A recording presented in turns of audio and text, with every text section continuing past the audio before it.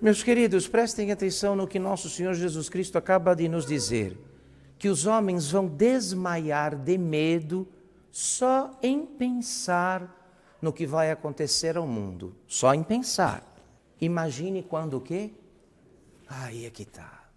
Se só o pensamento dos acontecimentos tremendos e terríveis que vão antecipar a sua vinda, a sua volta gloriosa, é Ele que está dizendo. Desculpem, eu já tentei, mas eu não consigo encontrar um lugar para o Jesus fofinho, sabe? Na pregação, não dá para achar um lugar para o Jesus fofinho.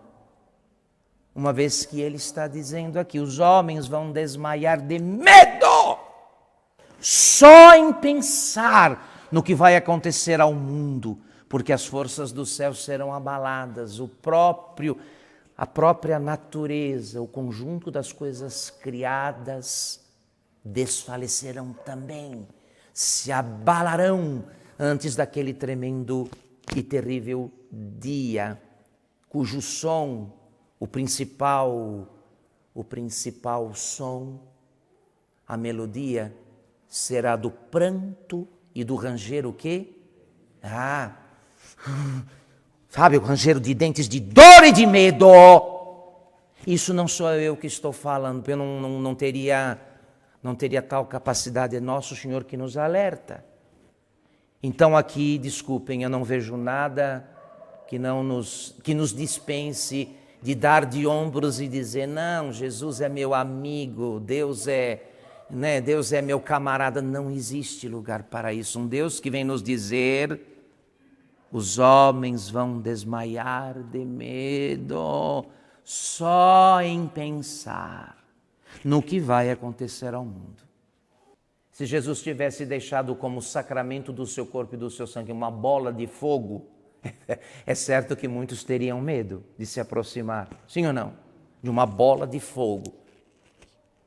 Mas eis Jesus coberto, vestido com as aparências do pão e do vinho, com os acidentes do ser do pão e do ser do vinho.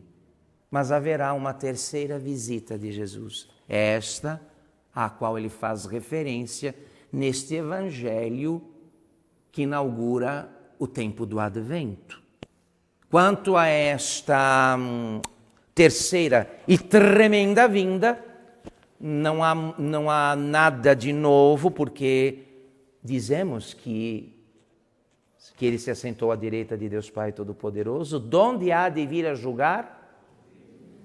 Então agora Ele não virá nem manso, nem inofensivo como um bebezinho, não virá naquela ocasião como tem vindo nas suas sucessivas visitas eucarísticas às nossas almas, quando comungamos seu corpo e seu sangue na Santa Missa, mas virá tremendo e justo juiz para julgar vivos e ninguém vai escapar.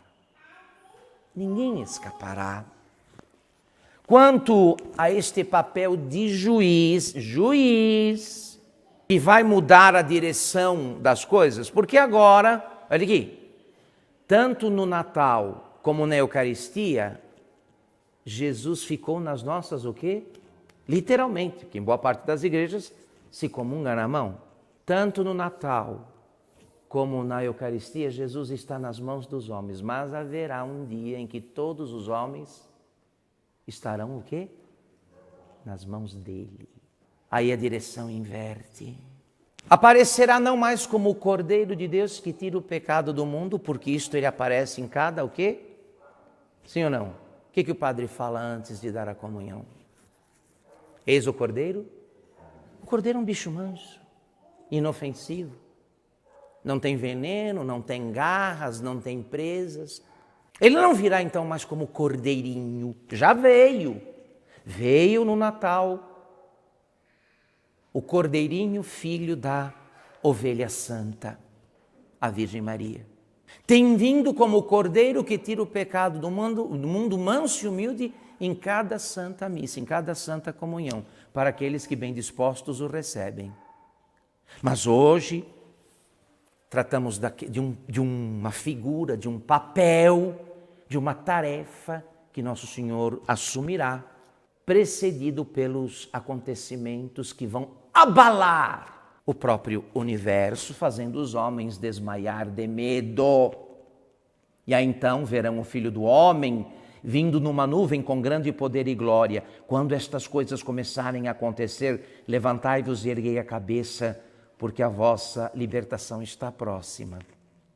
Como não sabemos nem o dia e nem a hora, isso quando os céus se rasgarão e o justo juiz descerá para julgar todo o mundo e o mundo todo, diz ele, tomai, portanto, cuidado, para que vossos corações não fiquem endurecidos pelo excesso de comida, pelo excesso de bebida e pelas preocupações desta vida.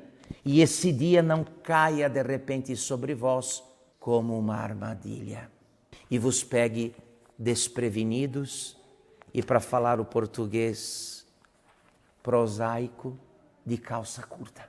Neste dia não será mais Jesus o Cordeiro de Deus que tira o pecado do mundo, mas o leão de Judá, o leão. E vocês sabem, quem já viu a ovelha, você pode chegar perto, passar a mão, acariciá-la. Se ela for pequena, dá para pegar no colo, sim ou não? Mas o leão, se ele estiver solto, você tem que correr dele, sim ou não? Se ele estiver numa jaula, num zoológico, você tem que olhá-lo a o quê? Distância. Leão é leão. Leão é leão. Leão é leão. Então o cordeirinho vai se vestir de leão e o seu rugido se fará ouvir dos quatro cantos da terra, chamando os homens para prestarem contas de suas o quê? Vidas. E para encerrar, lembremos, portanto, meus queridos, que misericórdia haverá neste dia para aqueles mal agradecidos, ingratos.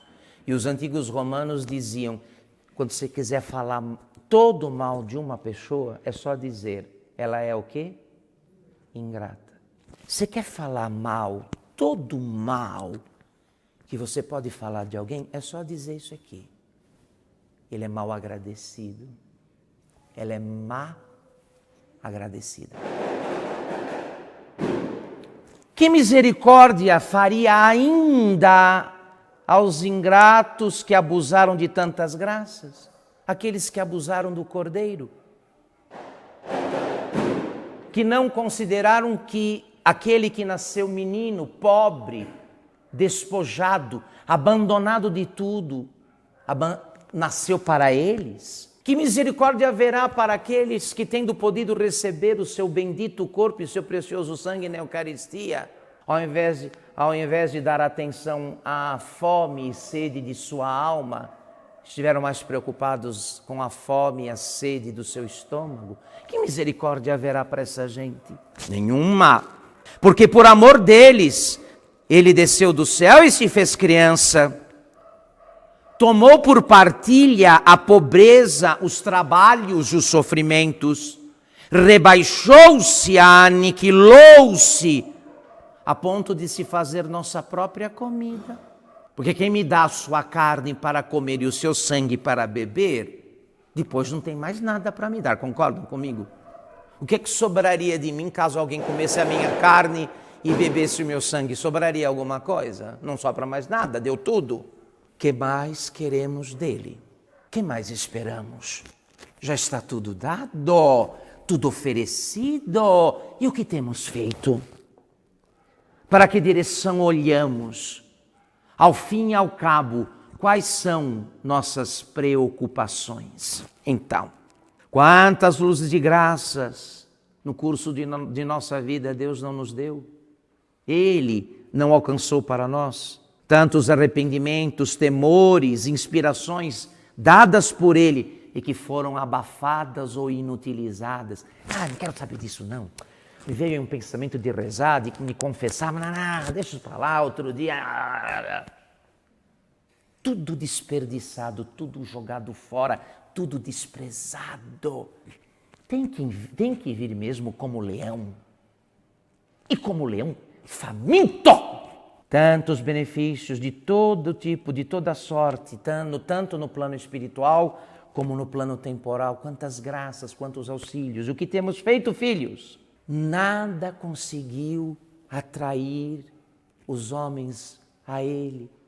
Depois de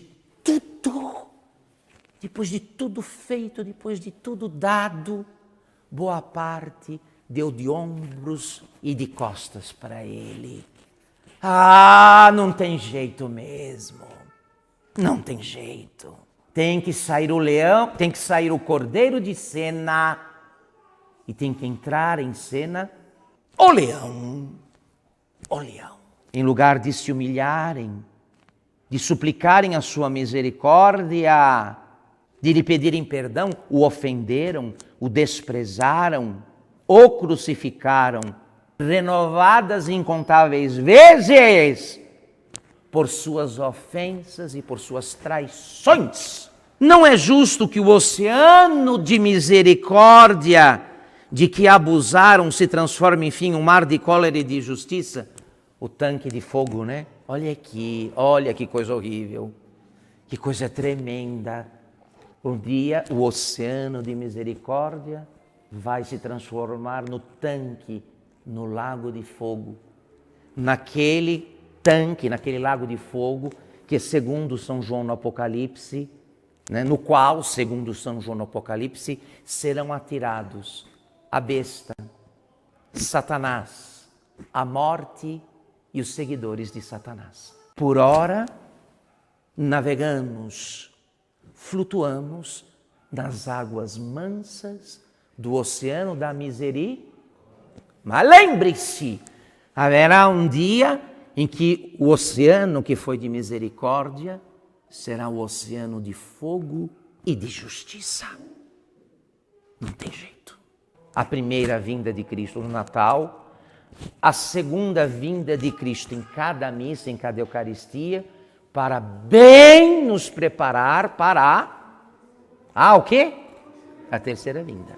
Até porque não fui eu que disse que os homens vão desmaiar de medo só de pensar no que vai acontecer ao mundo. Não fui eu que inventei isso. Quem disse estas coisas? Quem disse que os homens vão desmaiar só de pensar? Quem disse? Ele, Jesus. Não propriamente o fofinho e o da moda, o da grife, mas o do Evangelho. O do Evangelho, que não brinca quando abre a boca para falar. Assim sendo, meus queridos, peçamos a Deus, diante deste quadro terrível que nos foi apresentado pelo próprio Senhor, peçamos algumas coisas necessárias, portanto. Primeiro, honremos o imenso sacrifício que Ele fez ao se fazer um de nossa raça, um de nós, ao se vestir da nossa carne e nascer da Virgem Maria como homem, o Deus eterno, vestido da nossa carne e nascido da Virgem Maria para viver uma vida solitária, ignorada, esquecida das criaturas, bem diferente do tipo de vida proposto pelo mundo e pelos mundanos. Segunda coisa, peçamos a Deus a graça de frequentemente nos unir a Jesus, de modo particular na Eucaristia, que é a sua segunda vinda, sua segunda e permanente vinda até a terceira. Porque assim fazendo, filhos, a justiça dele não vai achar depois nem em mim, nem no Senhor e nem na Senhora. A divina justiça de Jesus não achará em nós nada que não seja dele e para ele. Então não temos nada para temer. Pode desabar o mundo. Se considerando todas estas coisas, nossa principal preocupação for reter conosco, ter conosco o que é dele e o que é para ele. Estes avisos aqui não nos ameaçam, não nos aterrorizam. E é disso que devemos cuidar. Eu já falei para os senhores em outras ocasiões, quanto aos acontecimentos que estão se dando atualmente no mundo, e aquela indagação, aquela dúvida que em situações assim surge, que a tão antiga e a sempre nova, será que estamos no fim do? Será que estamos? Eu vou dizer para o senhor e para a senhora uma coisa, eu não sei. Se isso aqui já é o começo do fim do mundo, eu não posso afirmar. Mas que é uma coisa muito parecida com o fim do mundo, quanto a isso não resta menor o quê? Então é melhor não vacilar. Pode ser apenas uma situação muito parecida, muito similar ao fim do mundo. Pode ser só uma situação parecida, mas pode ser o começo do fim. Para uma coisa ou para outra, a receita é a mesma. Está dada aqui pelas graves palavras daquele que, nascendo um dia como Cordeirinho de Deus que tira o pecado do mundo, voltará rugindo como leão de Judá. Naquele dia em que aquele que fez como primeiro milagre transformar 600 litros de água em 600 litros de vinho, não foi esse o primeiro milagre dele, sim ou não? Fará o oceano de misericórdia se transformar em oceano de fogo. Segundo o Apocalipse, o que é que vão dizer as pessoas quando essas coisas se consumarem? O que é que elas vão dizer? Ai, ai, ai. Você já disse ai alguma vez na vida, sim? Talvez várias vezes. E você sabe por que você disse ai e não outra coisa? Porque não havia outra coisa a dizer a não ser o quê? Ai. Em nome do Pai, do Filho e do Espírito Santo.